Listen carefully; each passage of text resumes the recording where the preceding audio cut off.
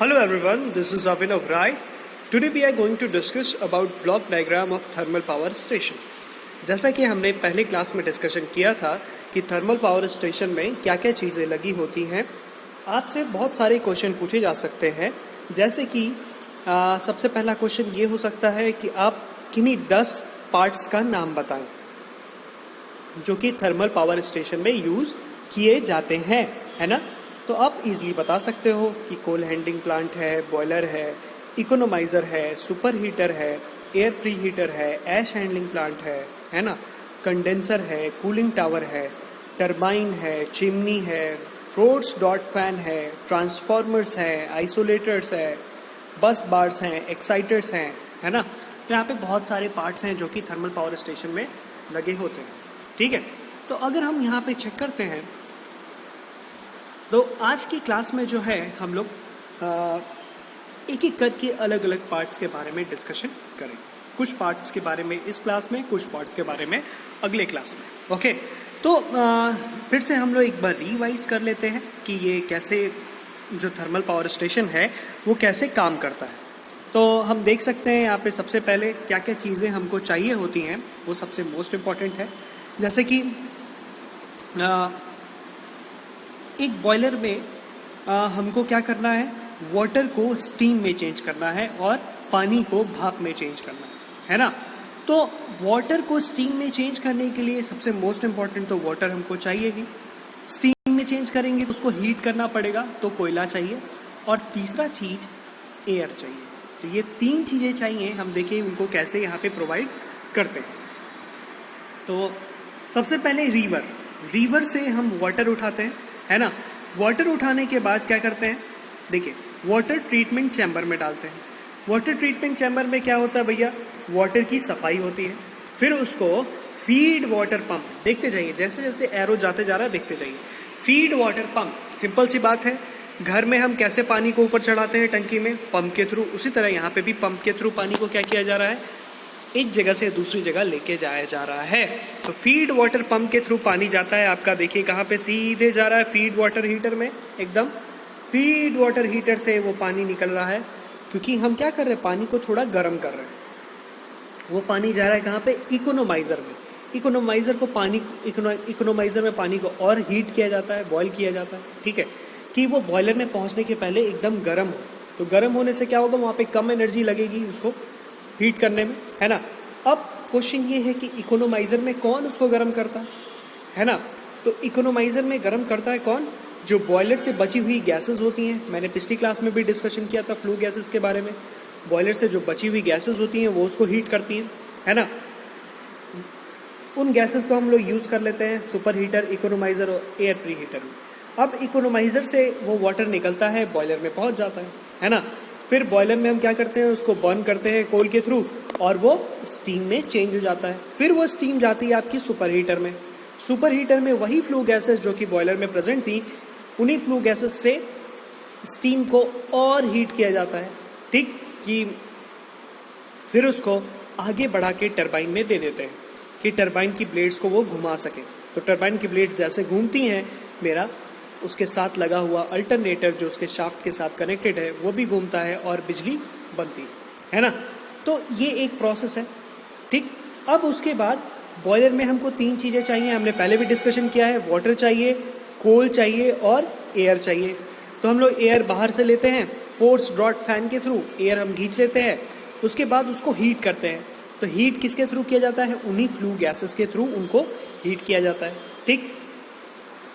देखिए flue gases कहाँ कहाँ जा रही है, सुपर हीटर में जा रही है, इकोनोमाइज़र में जा रही है, फिर एयर प्री हीटर में जा रही है।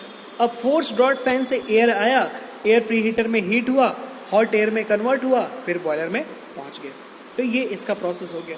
उसके बाद जो बॉयलर से बच गया ऐश है, उस ऐश को हम क्या करते हैं, ऐश हैंडलिंग प्लांट में डाल के उसको स्टोर कर लेते हैं। उसका भी अलग यूज़ है, जस्ट लाइक दैट कि सीमेंट प्लांट में हम उसको यूज़ करते हैं, है ना। तो ऐश हैंडलिंग प्लांट के थ्रू उसको स्टोर कर लिया गया। तो बॉयलर में अगर आप चेक करोगे तो बॉयलर में अगर देखेंगे तो तीन इनपुट होता है, हॉट एयर, वाटर और कोल, और आउटपुट होता है आपका फ्लू गैसेस और एस स्टोरेज और एस, ठीक। जो कि कोयले को जलने के बाद जो राख बच जाती है उसी को ऐश बोलते हैं, है ना। और सबसे most important steam, 3 output steam, flue gases, ash, 3 input water, air, coal. Understood. तो ये सारी चीज़ें हैं। उसके बाद जो फ्लू गैसेस हैं उनको हम इंड्यूस्ड ड्रॉट फैन के थ्रू चिमनी से बाहर निकाल देते हैं, है ना। उनका तो कोई यूज़ है नहीं तो उनको बाहर निकाल देते हैं, ठीक। चिमनी से देखते हैं धुआं निकलता रहता है, तो वही वो फ्लू गैसेस हैं और कुछ नहीं है।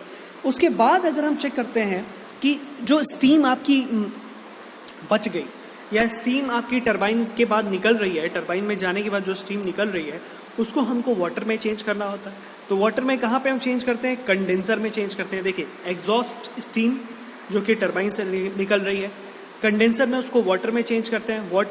वाटर को अब क्या करना पड़ता है? ठंडा करना पड़ता है। तो हम उसको कूलिंग टावर में डालते हैं।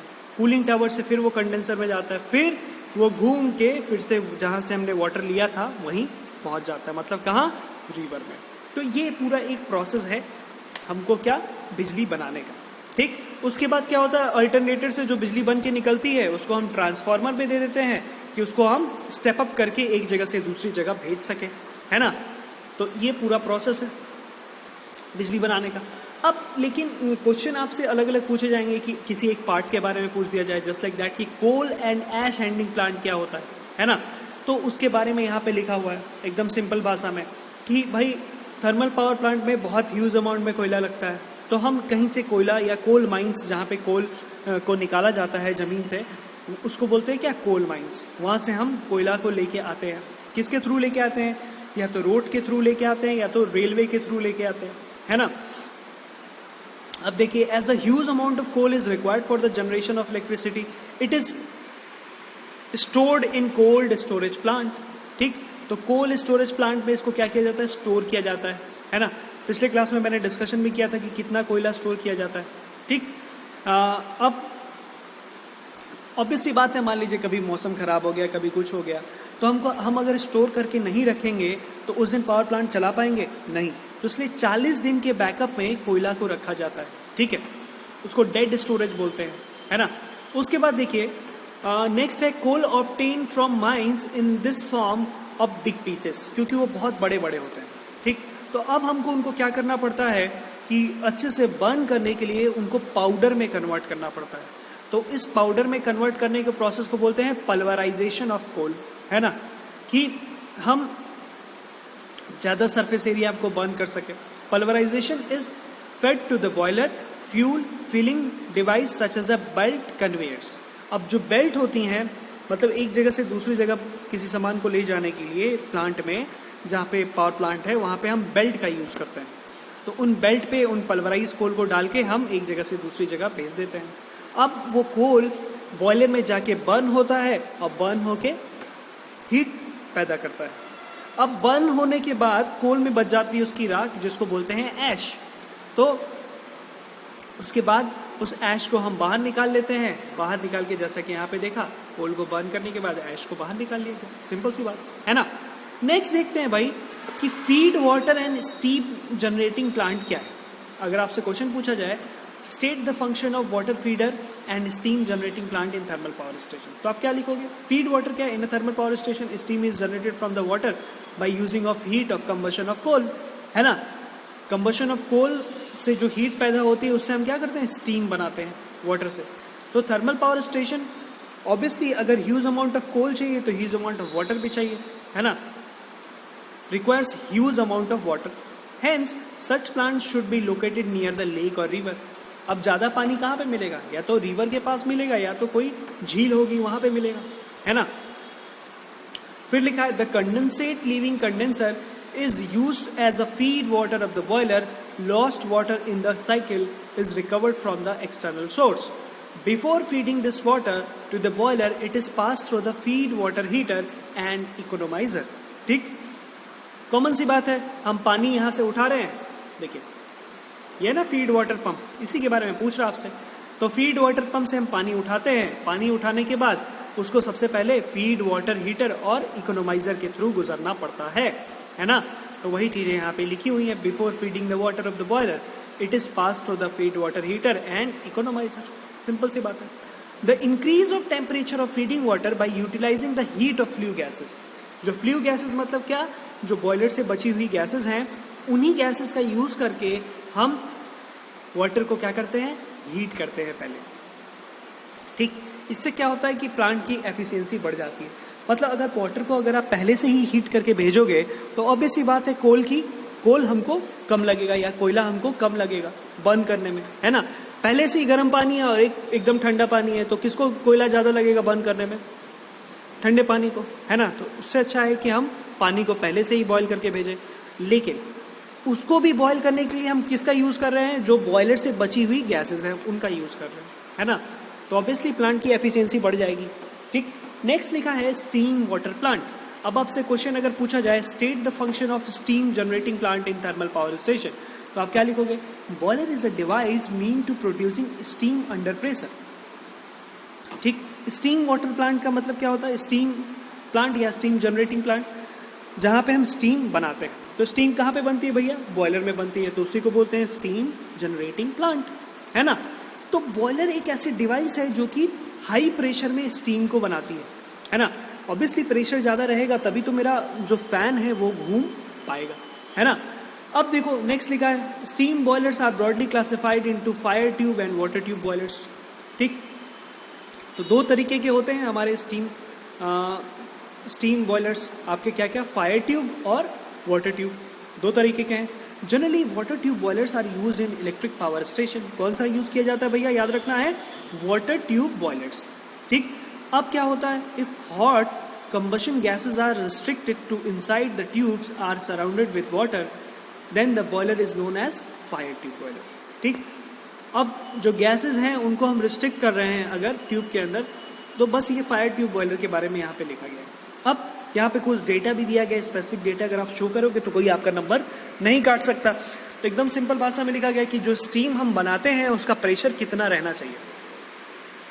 तो जो हम स्टीम बनाते हैं उसका प्रेशर होता है 125 kg मीटर पर centimetre square and temperature from 315 degree Celsius to 575 degree Celsius. 315 degree Celsius से 575 डिग्री तक हम टेम्परेचर रखते हैं।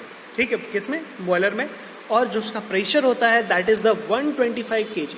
ओके, नेक्स्ट लिखा है in the boiler coal is burned and the heat is utilised to convert the water into steam. ये तो common सी बात है, कोयला को क्या किया जाता है, बर्न किया जाता है और उसकी हीट को यूटिलाइज किया जाता है, किसके लिए, वाटर को स्टीम में चेंज करने के लिए। ठीक, अब जो फ्लू गैसेस हीट करने के बाद बच जाती हैं उनको क्या करते हैं, बोलो क्या करते हैं, एकदम याद करो शुरू में। जो फ्लू गैसेस बच जाती हैं उनको सुपर हीटर, इकोनोमाइजर और एयर प्री हीटर में यूज करने के बाद चिमनी के थ्रू बाहर निकाल दिया जाता है, एटमॉस्फेयर में डाल दिया जाता है। ठीक है, तो flue gases are pass through the, वही चीजें लिखी हुई हैं, super heater, economiser and air pre heater before releasing to the atmosphere, है ना। तो ये सारी चीजें हो गई। उसके बाद नेक्स्ट क्वेश्चन पूछा जाएगा, अगर आपसे पूछा जाए कहीं what do you mean by super heater, है ना, वहाँ पे सुपर हीटर भी लगा हुआ था, तो हम लोगों ने देखा था क्या करते हैं हम, जो स्टीम बॉयलर से निकलती है उसको और हीट किया जाता है। लेकिन क्यों हीट किया जाता है, यहाँ देखो, steam produced in the boiler is impure, वो उतनी साफ नहीं होती है, उसके अंदर कुछ मॉइस्चर होता है।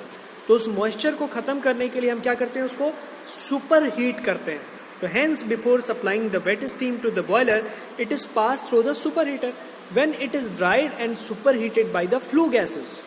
ठीक, जहाँ पे उसको फ्लू गैसेस के थ्रू सुपर हीट किया जाता है, मतलब और गर्म किया जाता है। ठीक, superheating increases the overall efficiency of the plant. Also, it reduces the too much condensation in the last stage. ठीक, नेक्स्ट लिखा है इकोनोमाइजर क्या होता है ना।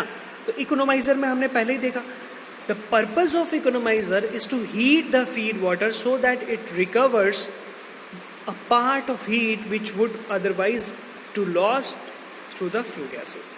तो जो फ्लू गैसेस है हम क्या है, अगर फ्लू गैसेस अगर हम यूज़ ना करें तो क्या हो जाएंगी, वेस्ट हो जाएंगी। तो हम उनको क्या कर लेते हैं, यूज़ कर लेते हैं। ठीक, कहाँ पे, इकोनोमाइजर में। इकोनोमाइजर मतलब क्या, वो थोड़ी आपकी इकोनॉमिसिटी बढ़ा रहा है, मतलब आपका पैसा बचा रहा है ना। तो अगर इकोनोमाइजर में हम फ्लू गैसेस के थ्रू वाटर को हीट कर लेंगे तो ऑब्वियसली हम मैंने पहले एग्जांपल दिया कि भाई गर्म पानी भेजो और ठंडा पानी भेजो, दोनों में से किसको बर्न करने में सबसे कम टाइम लगेगा? ऑब्वियसली गर्म पानी को। तो पहले से गर्म पानी जाएगा तो ऑब्वियसली कोल का जो मात्रा है वो हमको बच जाएगा। ठीक, उसके बाद है एयर प्री हीटर। आपसे क्वेश्चन ये पूछा जाएगा, state the function of air pre heater, तो आप क्या लिखोगे? If the hot air is used in the boiler, it helps a fast combustion of coal, है ना? अगर आप पहले से थोड़ा गर्म क्या कर रहे हो, गर्म हवा भेज रहे हो, गर्म पानी भेज रहे हो, तो बर्न करने में इजीली क्या हो जाएगा? बर्न हो जाएगा, मतलब जल्दी से वो गर्म हो जाएगा। तो गर्म हवा हम कहाँ से ले रहे हैं भैया? जो फ्लू गैसेस हैं उन्हीं को घुमा के फिर से भेज दे रहे हैं, है ना? उन्हीं को घुमा के फ्लू गैसेस को कहाँ पे भेज रहे हैं? एयर प्री हीटर में। हम पहले एयर ले रहे हैं एटमॉस्फेयर से, उसी को पहले क्या कर रहे हैं? हीट कर रहे हैं, और हीट करने के बाद बॉयलर में भेज दे रहे हैं। ठीक, तो नेक्स्ट लिखा है, since the entire heat of flue gases can not be extracted through the economiser, air pre heater are employed to recover some heat in these gases, है ना? अब जो फ्लू गैसेस की जो पूरी हीट होती है वो इकोनोमाइजर में यूज नहीं हो पाती, तो उनको हम कहाँ भेजते हैं? एयर प्री हीटर में भेजते हैं। फिर लिखा है, an air pre heater increases the temperature of air supplied for the coal combustion, है ना? तो एयर प्री हीटर क्या करता है? जो एयर भेजी जा रही है कोल को बर्न करने के लिए, उस एयर को क्या कर देता है? गर्म कर देता है ना? मेन एडवांटेज क्या है प्री हीटिंग ऑफ एयर का? ठीक, ये स्टीम की कैपेसिटी को बढ़ा देता है पर स्क्वायर मीटर ऑफ बॉयलर। ठीक, surface and also it increases the thermal efficiency, thermal efficiency को भी बढ़ा देता है। एफिशिएंसी क्या है? इनपुट बाय आउटपुट, है ना? आप कितना इनपुट दे रहे हो, कितना आउटपुट आ रहा है, एकदम सेम। जैसे कि आप गाड़ी में 1 लीटर तेल डालते हो तो आपकी गाड़ी कितने किलोमीटर चलती है? मान लो 50 किलोमीटर चलती है। बहुत सारी गाड़ियाँ ऐसी भी होती हैं जो 1 लीटर के तेल में 70 किलोमीटर चलती हैं, 80 किलोमीटर चलती हैं। तो किसकी एफिशिएंसी अच्छी है? जो ज़्यादा से ज़्यादा किलोमीटर चल सके, मतलब जितना आपको इनपुट दे रहे हैं उतना ही आपको आउटपुट मिल जाए, है ना? तब उसकी एफिशिएंसी सबसे बेहतर होगी। तो आज की क्लास में हम इतना ही पढ़ेंगे। इसके बाद हम लोग और जो भी पार्ट्स हैं अलग अलग, जस्ट लाइक दैट कि कंडेंसर है ना, कूलिंग टावर है, इसके बारे में हम लोग नेक्स्ट क्लास में डिस्कशन करेंगे। तो आज की क्लास का काम यही है कि आप ये सब के बारे में अलग अलग अपनी कॉपी में नोट डाउन कर लें। So thank you so much for today's class. And who have not subscribed the channel, please subscribe it.